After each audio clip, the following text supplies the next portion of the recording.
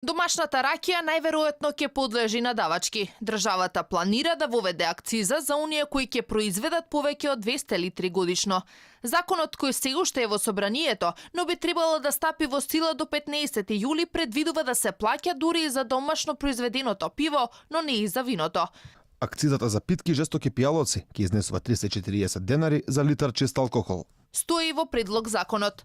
Сепак, за малите производители има попуст од 50%. Оваа би значило дека за литар ракија од 40 степени ќе треба да се платат 68 денари. Сите кои имаат поголемо производство од 200 литри годишно ќе мора да се регистрираат како мали дестилерии, а на шишињата да лепат акцизни маркички.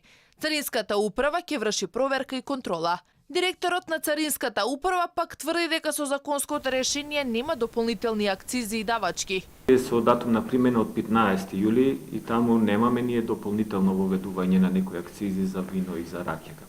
Сепак, во предлог законот го пишува токму спротивното. Државата планира да собере повеќе пари од граѓаните, но се уште не знае колку ќе се офајди. Предложените одредби ќе предизвикаат позитивни фискални импликации врз буџетот, при што истите во моментот не може прецизно да се утврдат, со оглед на тоа дека се предлага да се воведат нови акцизни добра кои досега не се користеле и поради истото не може однапред да се утврди нивната идна потрошувачка.